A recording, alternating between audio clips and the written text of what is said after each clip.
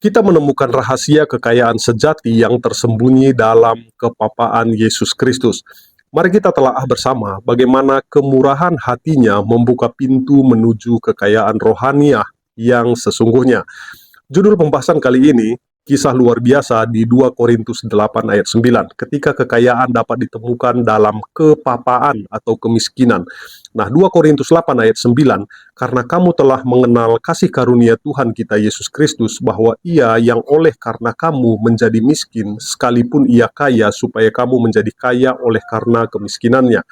Dalam kehidupan kita yang penuh dengan cerita-cerita menarik, ada satu cerita khusus yang tersembunyi di dalam kitab suci, yaitu di dalam 2 Korintus 8 ayat yang 9.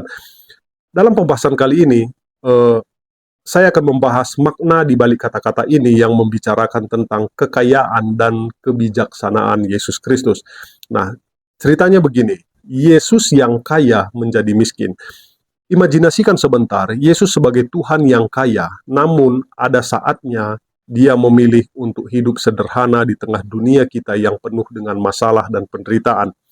Dia dengan rela turun dari kemuliaannya untuk merasakan hidup yang sederhana dan menerima penderitaan. Nah, kenapa dia melakukannya?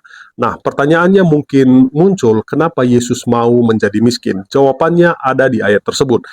Dia tidak melakukannya untuk dirinya sendiri, melainkan untuk kita. Dia menukar kekayaannya dengan kemiskinannya agar kita dapat merasakan kekayaan rohani. Nah, kekayaan yang berbeda lebih dari sekedar materi.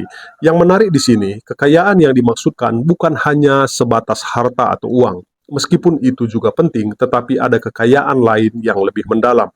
Kekayaan rohaniah yang Dia tawarkan mencakup damai sejahtera dengan Allah, pengampunan dosa, dan janji hidup abadi bersama dengan Tuhan.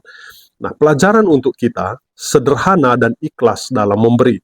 Kisah ini tidak hanya tentang masa lalu, tetapi juga memberikan pelajaran untuk kita. Dalam kehidupan sehari-hari, kita bisa meniru sikap Yesus dengan hidup sederhana dan bersedia berbagi dengan orang lain. Meskipun seringkali kita tergoda dengan harta dan kekayaan dunia, tetapi ada panggilan untuk melihat kekayaan yang lebih besar. Jadi kesimpulannya, kekayaan sejati. Dari cerita 2 Korintus 8 ayat 9 ini kita belajar bahwa kekayaan sejati tidak hanya tentang uang. Yesus mengajarkan bahwa kekayaan sejati dapat ditemukan dalam kepapaan dan kedermawanan. Kita dapat menjadi kaya dengan mengikuti teladan Yesus Kristus, menjalani hidup dengan sederhana dan memberikan dengan ikhlas. Itulah kekayaan yang sesungguhnya.